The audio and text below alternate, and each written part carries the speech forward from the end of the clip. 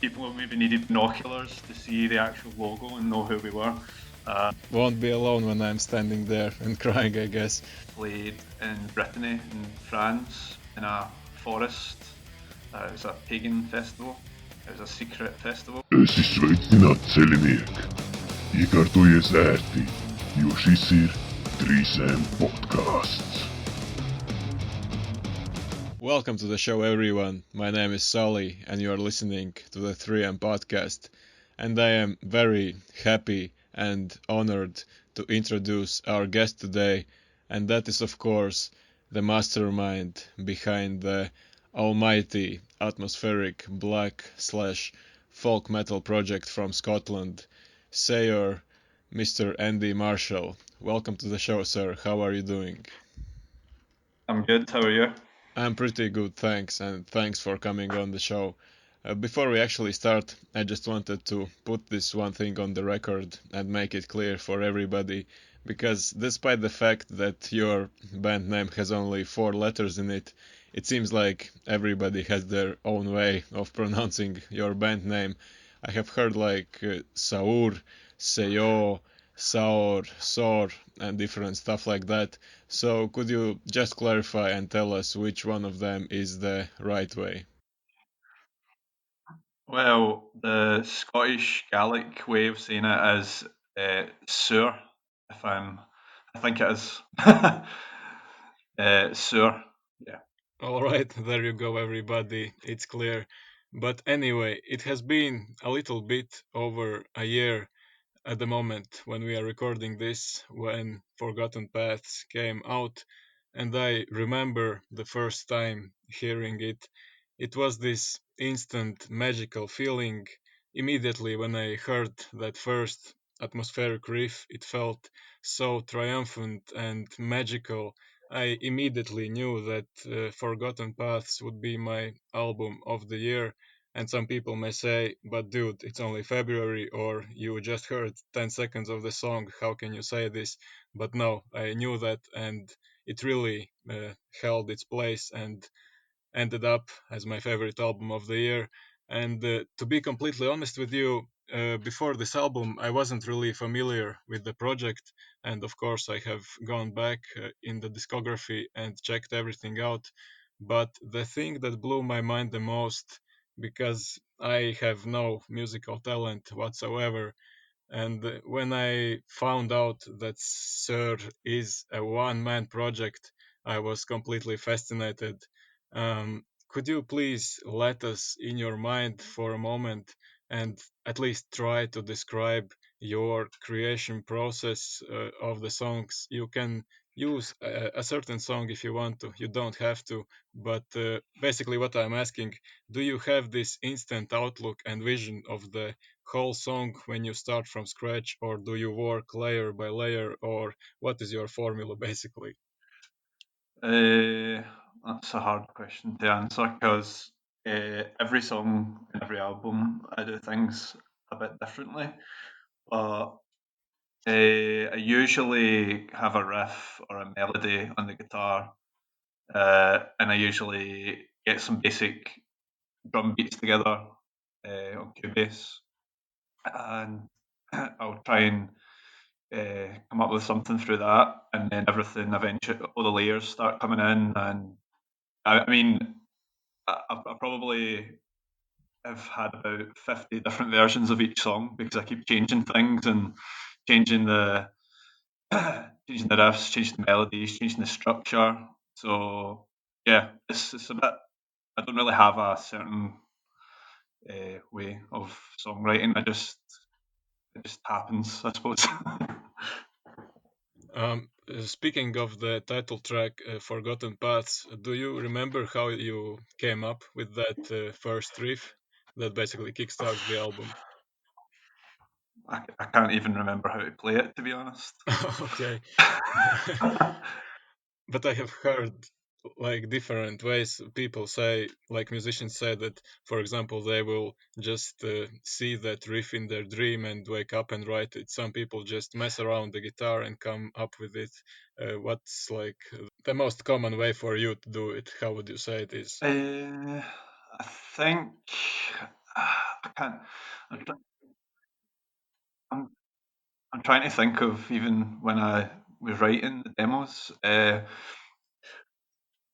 think it just came to me really. Like I think, as you said, I was playing about in guitar. I was writing some riffs, and yeah, the opening riff just kind of came to me, and I really liked it. I think originally it was a little bit different than the one that's on the album, but over time I changed the riff into what it is. So yeah, it was just messing about with guitar, and I came up with it, and that was it.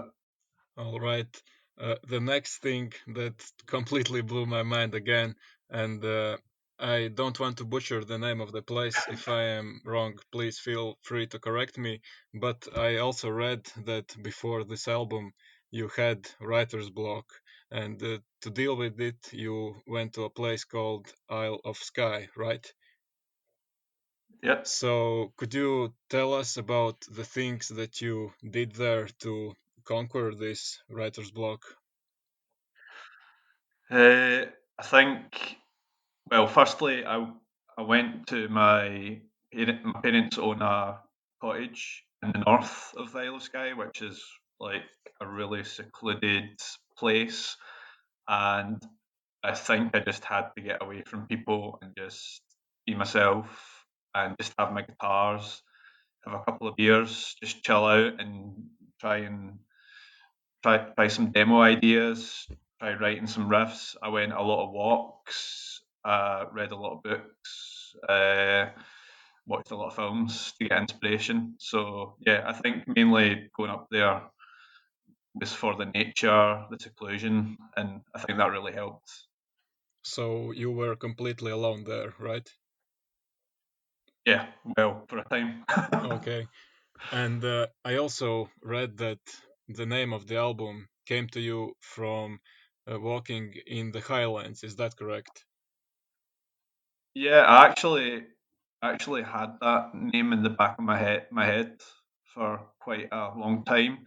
Obviously, the album before that was Guardians, but around the time I was writing Guardians, I think I had a demo called Forgotten Paths, which I didn't use, and I liked the name, so I carried the name over to the new album. So, for a geographical idiot like me, could you tell me whether the Isle of Skye and Highlands is that in the same place or are those two different places? Yeah, it's in the Highlands, but the Isle of Skye is obviously uh, well, it used to be an island. It's now connected to the mainland.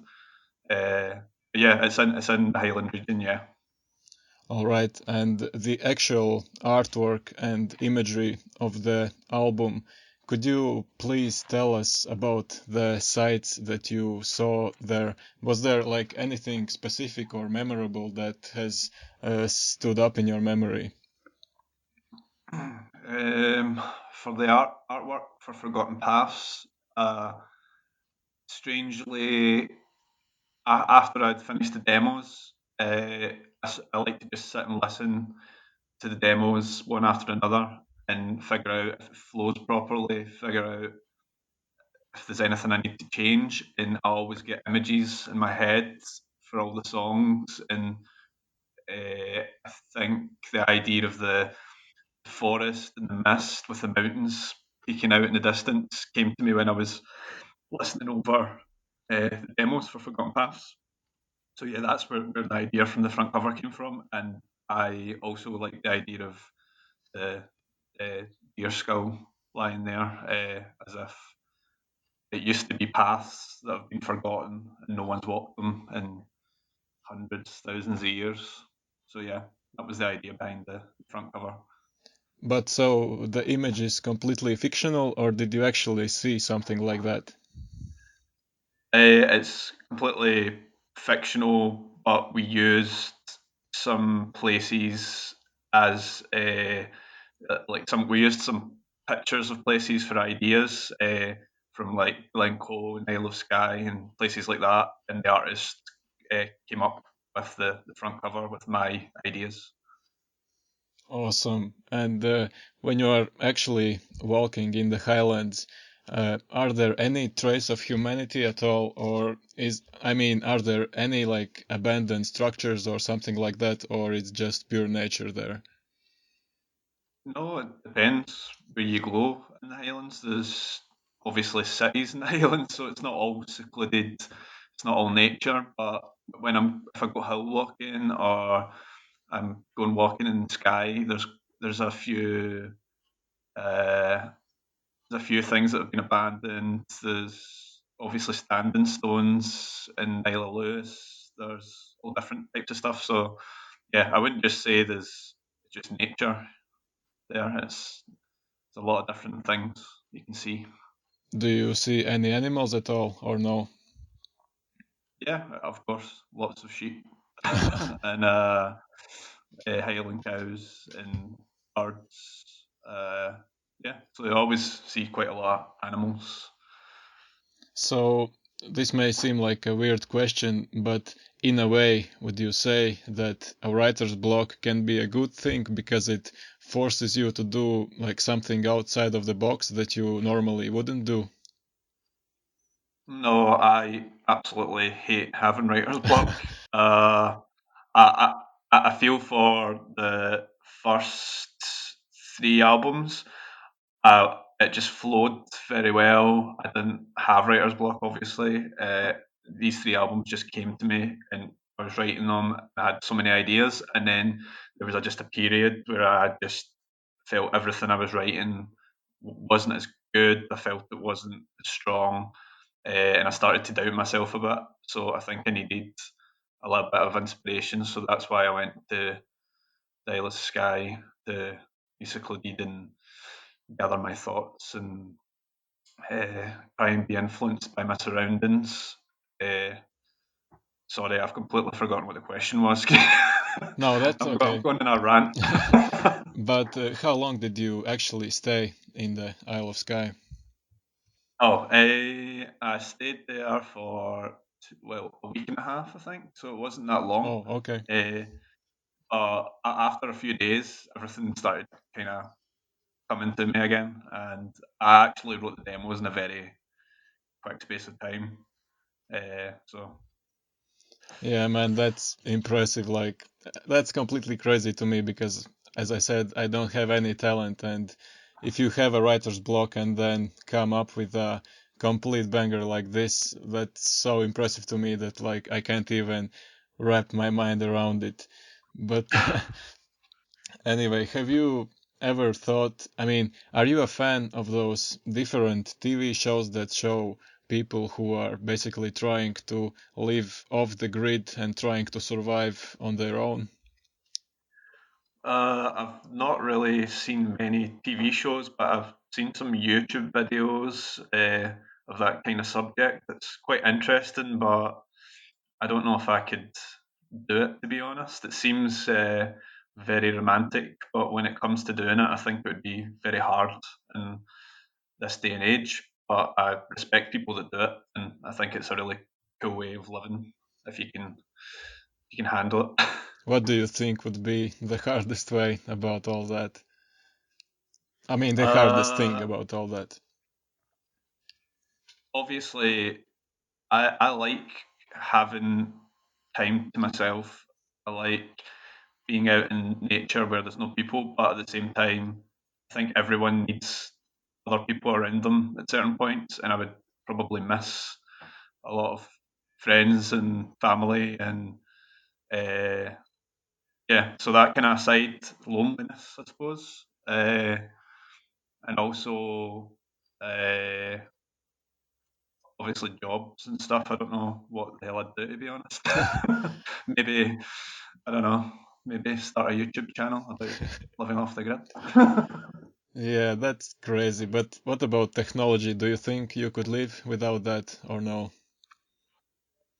No, because obviously I need it for my music and I need it to keep in touch with people who live in other countries, and I need it for entertainment. I need it for everything. So I don't think I could, although I wish I could.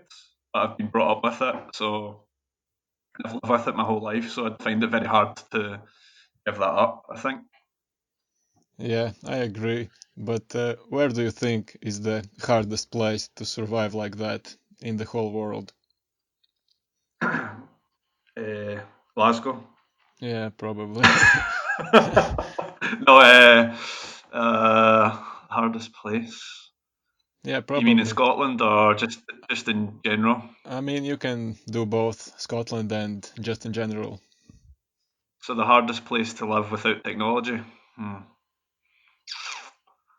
I don't know, to be honest. Like, I'm sure there's plenty of crazy places in the world that would you'd probably last a week if you didn't have technology. Yeah, but So I think my biggest problem would be the same as yours. Like, basically, I don't think I could survive without music. I'm not a creator, but like just listening to music, I would need like some kind of technology and electricity. But yeah, that might sound a bit crazy, but I think that would be my biggest problem.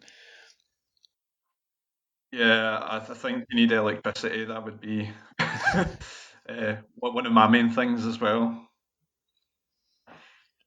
So, also talking about nature, we have this beautiful festival here in Latvia. It's this crossover between folk and metal, and it's happening in this beautiful castle mound territory, which is surrounded by those two small rivers. A very cool place. I really think that it would suit your project perfectly. But where has been like the coolest and most atmospheric place where you have given a live performance? Mm, I've played a lot of really cool festivals, really unique festivals. Uh, I think I would say that Kilkimzaibu in Lithuania was a really nice one. Uh, we've also played in Brittany in France in a forest. It was a pagan festival. It was a secret festival, which was really cool. Wow. Uh, where else have we played? We played in Norway, the Viking burial mounds. Yeah, so we played quite a lot of unique venues. Could you tell a bit more about that secret festival? That sounds really interesting. I haven't heard anything about it. I don't actually know how to pronounce the name of it because it's in French, but it's basically about celebrating Beltane. Uh, and we got invited to play it, and it didn't have any kind of promotion or anything online, and it's limited tickets. And we basically got a flight to Paris. We were picked up, and we drove from Paris to this place in Brittany in the middle of nowhere in a forest, and they'd set up a really cool festival with sort of a lot of pagan things and like craft beer places, and it was really awesome and lots of fire, and they were doing performances, and it was a really cool lineup as well. Though at the moment I can't think of who else we played with, to be honest. I remember it being really cool though, and of course the beer was good, so But it was a wow, good memory. how do you bring all of the equipment to the middle of the forest? Well, obviously, if we do a festival, we use the backline of most festivals, so they will just provide us with the amps and stuff that we need, and we have to bring is like guitars and pedals and leads and stuff like that. So it's quite easy. Damn, that sounds really cool. And there isn't any like a stage or anything like that. You are just playing on the ground, yeah? Oh no, well there was two stages. There was one which was literally out in the forest on the ground, and then there was some sort of I can't even explain it. It looked to me like a cave from outside, but it wasn't a cave. It was an actual building, and we went in, and it had like wooden roof and stuff, and it had a stage in it. So I think it's maybe used as an event space, but I actually didn't have a clue. where I was. So that was the fun part. That sounds really amazing. But what about the attendance? You said that there was a limited amount of tickets, so approximately how many people were there? Oof. It's hard to say. Maybe three between 300 and 500, probably about closer to 300, I Wow. would say. But apparently they hold it every year, and it's run by a label, but I can't actually remember the label's name. But I can find out. That sounds so cool. I didn't even know that this was the thing. Like, it sounds like some kind of fairy tale or something like that. But you mentioned you also played Lithuania. Which year was that, if you remember? That was in 2000, and it was Kilcom's Ibu 19, was it? 2008. Oh, okay. I don't know. 18 maybe. Okay, and you, I'll go with 2018 or 19, but I think it was 18. yeah, okay. And you also played Wacken last year, is that right? Yep. So, how was the experience in general, and how would you estimate what it did for your like new exposure, new fans, and stuff like that? It was a really cool experience. It's obviously one of the biggest metal festivals. It was a festival I always dreamt of playing when I was younger, although as I got older, I wasn't really that interested in the lineups and the bands playing it. But it was really cool to get the chance to play, and uh, yeah, after we played, we got a lot of good responses, and yeah, I don't really know how it affected. Uh, I don't know how it affected us popularity wise or whatever. Like we got a few comments on social media and stuff, but I don't know if it really, you know, I don't know if it furthered the band or what. Yeah, I didn't make it, but I was really happy and excited for you when I saw the poster and your logo that you will be playing. I, I would say that it, I just remember. Oh, sorry. yeah, no, okay. I was just saying that it probably is the biggest metal festival in the world. Yeah, I would, or maybe Hellfest, but it's definitely Well, it's up up there. there. But I always remember we had we only have one banner at the moment, one logo banner, and Vacuum stage was like the biggest stage we'd played on since Hellfest, and all the bands before us had these massive backdrops that filled the entire back, and we had this like tiny little logo banner, and I was like, oh shit, like people maybe needed binoculars to see the actual logo and know who we were. But and also the only downside of backing was that the only beer they had was Beck's, which sucks. So yeah, that part of the festival wasn't great, but everything else was really good. Is that true that they have this underground like pipeline that supplies beer to the area? I have no idea. When we got there backstage, we were all quite big beer drinkers in the band. So we were looking forward to getting a beer, and we went up to the bar and we said, "So, what kind of beer do you have?" And they said, "Beck's," and we were like, "And what else?" And they said, "Beck's." So we were like, "Oh well, I suppose we're going to have to settle with Beck's then." Yeah, I don't know whether it's true, but I have heard some like legends and myths that they actually have created this underground structure that supplies beer from somewhere around the area. I don't know whether that's true or not. It wouldn't surprise me. Yeah. Back to the Forgotten Paths for a moment. I also wanted to ask you about the second song, which I'm not even gonna try and pronounce. There is this like super beautiful melody that kicks in like just about 8 minutes, just around that, which is, I believe, played on violin. Do you remember how did you come up with it? Well, with Forgotten Paths and all the other albums apart from Roots, I work with session musicians as well on each album.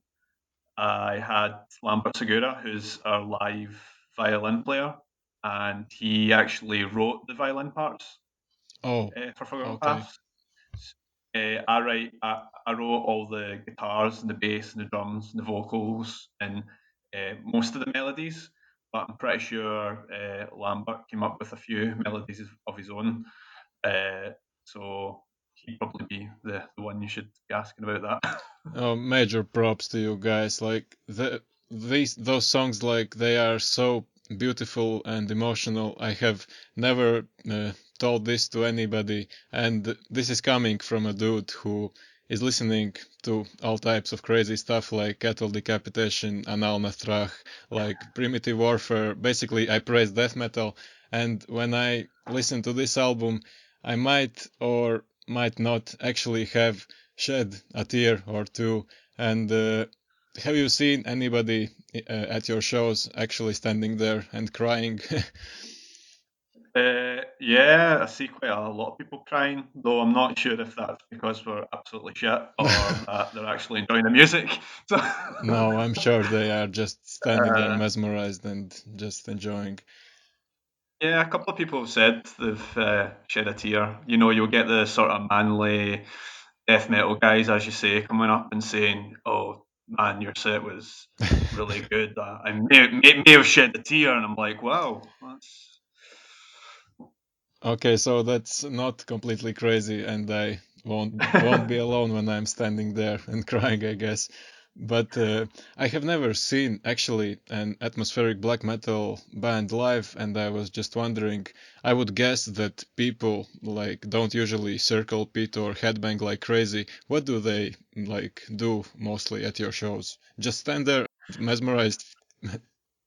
It depends because, and we played in a brewery in Glasgow called Crygate earlier this year, and we had a lot of mosh pits and we had a lot of crowd surfing, which was quite funny. Oh, okay. Uh, we depends. We've noticed it depends where we go.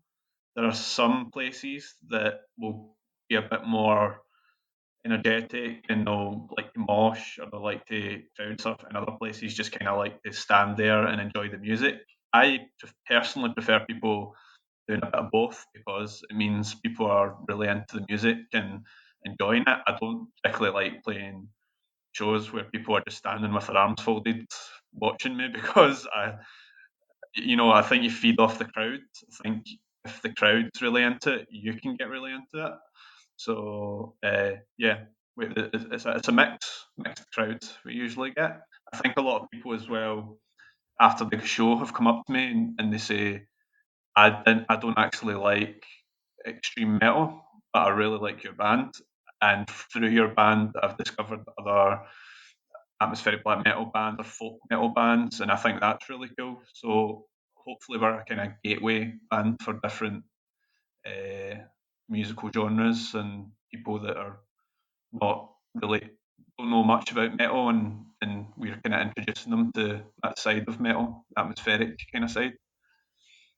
Yeah, man, absolutely. And I am recommending this album like to everybody, not to the point where I am actually walking up to random people on the street, but like I have recommended this album to my friends who don't even listen to metal. Like one time me and my parents went to this lake to catch one of the sunsets last year when still it wasn't so cold, just to enjoy it, and we could drive up to this lake, and I blasted this album and it was awesome. So my parents enjoyed it. I recommended it to my movement coach. I recommend it to people who are just like in some random metal chat rooms and stuff like that, and like everybody seems to be enjoying it. So yeah, as you said, like it really is this cool gateway and I guess a crossover, if you will, to people who don't even like metal. So yeah, I, that's I awesome. think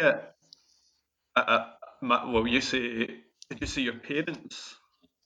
You, did you say you recommended it to your parents? Yeah. And my mom has actually Yeah, listened to it for like 3 times at this point, I think. yeah. My dad and his friends usually come to the shows if they're in Glasgow, and he usually says he enjoys the music, but he hates the vocals. So I suppose that's a start. Well, yeah, but I think people can see past those vocals. Like people who are not into metal, I think the kind of the folk elements kind of win them over, I would say. Yeah, I also don't uh, I don't like calling it black metal because I know that's like the easy kind of term, atmospheric black metal. People use it because it's got aspects of that in the music, but I don't really like saying black metal because I don't think like a dark front fan's going to really enjoy our music. They might, but the majority of people that are into real black metal, I can't really see them liking my music. But maybe that's just me.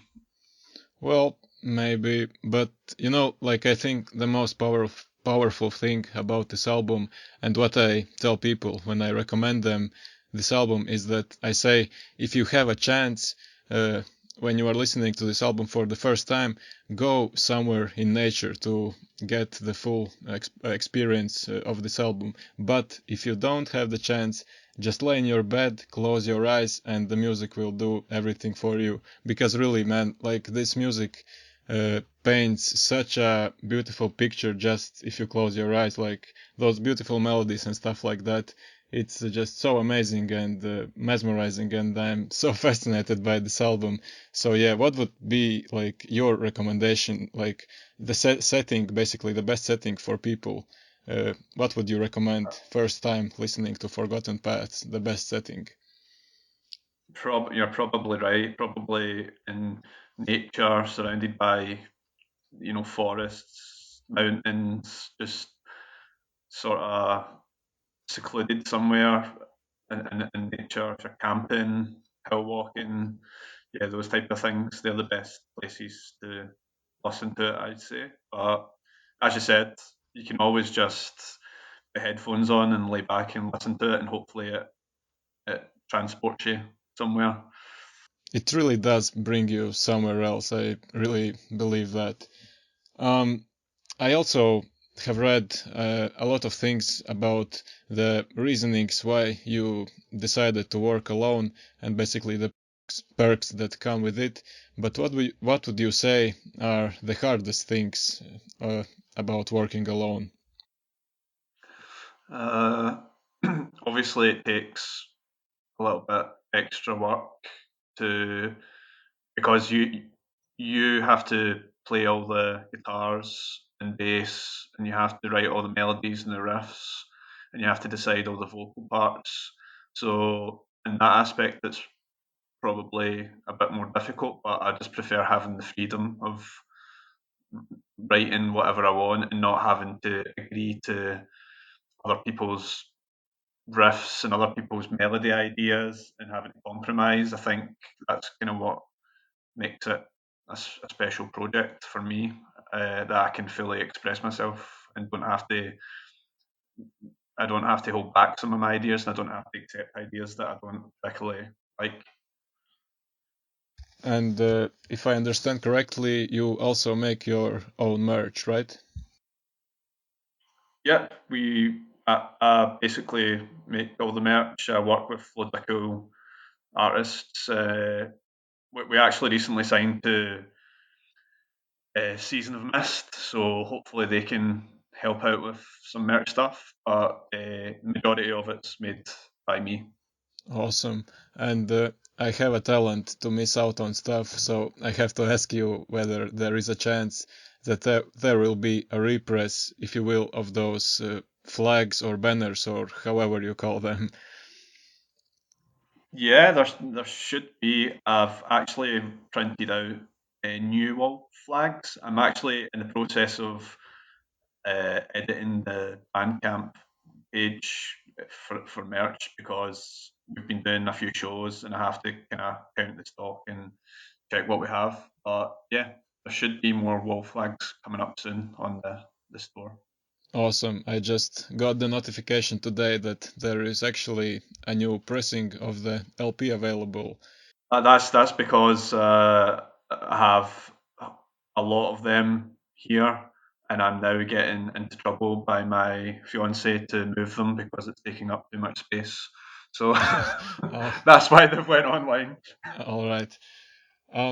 I also wanted to ask you this one question that I have been asking to people for like 2 years now, and nobody has been able to really give me an answer that I was looking for. So you might actually be able to help me with this. I don't know why I just have this feeling, but I have been looking for this album, I guess. I don't even know whether it exists or no.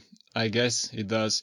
Basically, I'm looking for this type of atmospheric music where I guess it would be atmospheric black metal with these interesting type of vocals, which would be vocals but without lyrics, if that makes sense. Like, I don't want to call it chanting, but some kind of monkish, like some type of abstract Mongolian throat singing. Well, I have really hard time trying to describe it, but Nile sometimes does this cool, like low, ancient, like almost type of voice, which would be basically those cool atmospheric black metal instrumentals, and this like distant voice, like basically, like, well, we can call it chants if that makes it easier.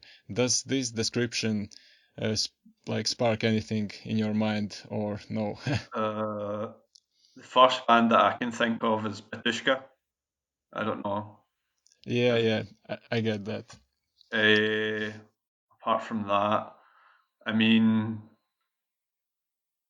is it sort of Gregorian kind of chanting, or just, well, it's hard to think of a band with those kind of vocals. Uh, I don't actually know. See, to be honest, I'm barely even listening to any new bands, so Yeah, I'm that's probably the fine. worst. I'm probably the worst person to ask that question, to be honest. I just thought you might come up with anything, but maybe people who are listening, please leave that in the comments if you have anything. Well, But you know there is about 25 different Patushkas, so you've got a good diverse option there. yeah, what's the deal with that? There's like actually three of them or something like that, right? I have no idea. I sometimes see it on social media. The when I go on my feed, it'll talk about Patushkas split up into three different bands or something. I don't know, but I think it's quite entertaining. Have you seen them live, or do you enjoy them at all? I have seen them live once. Uh, it's not really my thing. I actually think on record they were pretty good. The new guy, the guitarist who claims that Batushka's his, I think he released another album under Batushka. It's very Yeah, confusing. And I think I heard that once or twice and it sounded pretty good, but I'm not really interested in the drama and all that kind of shit. the most confusing thing about all that is that both of the new bands have the same name, and I don't really know how to like pick them apart, like who is who, like I don't really know. Yeah, it's confusing. Alright, but before we end, we have this last segment called Rapid Fire Round, where I will basically ask you just some simple questions, and your objective is to try and spit out basically the first thing that comes into your mind. Oh god, okay. Those are just simple random questions. So, if you could live an alternate life as an animal, which animal would it be? A bear. What's your favorite time of the day? Night. What's your favorite time of the year? Winter. If you had to name one underrated album from the 90s, which one would it be? Uh, Vindir Artner, if that was out in the 90s, I don't know. But hey, we'll go with that. Okay. Are you into conspiracy theories at all? A little bit. Do you believe in aliens? Half and half, maybe. Do you remember the first physical music media that you bought, and what was it? Yes, it was, believe it or not, Slipknot's debut album. Oh, nice. So, what was the last album that you listened cover to cover? God. The Faroese band Tear, their new album. I listened to that on Spotify. All right. What do you think the color of your aura is? Blue. Do you have any musical education? No. Wow. That's crazy, man. And of course, the last one, and I ask this to everybody who comes on, your message to everybody who is listening, basically your wishes to everyone. I hope you can come and see the band live one day. We're planning a lot more shows in the future, so I hope we can come over to your country and play to you. And thanks for supporting me and the band with Forgotten Paths, and hope to see you in the future. Thank you. I actually saw that you are scheduled for a tour for support slot for Borknagar later this year. That was also very awesome to see. Yep. So it's happening, like, I believe sometime November, October, maybe. November into December. Oh, okay, November, December. All right, so I will leave links to your Bandcamp and your Facebook in the description. And thank you very much for doing this. Of course, I have to ask one more question. What about some new material? Like, is there any timeline that we could expect, or nothing in the works at the moment? Yeah, I've finished the demos for the new album, so I've been discussing release dates with Season of Mist, and hopefully we can have it released soon. I'll just say soon.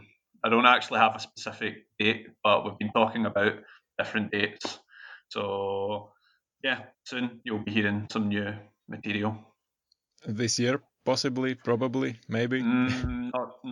I doubt this year. Maybe next year. We'll say maybe next year. Okay, we will take that. Well, Andy, thank you so much for doing this. And to everybody who is listening, thank you for listening. Keep listening to good music.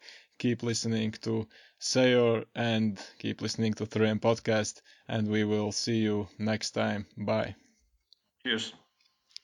Trees and podcasts, motherfuckers.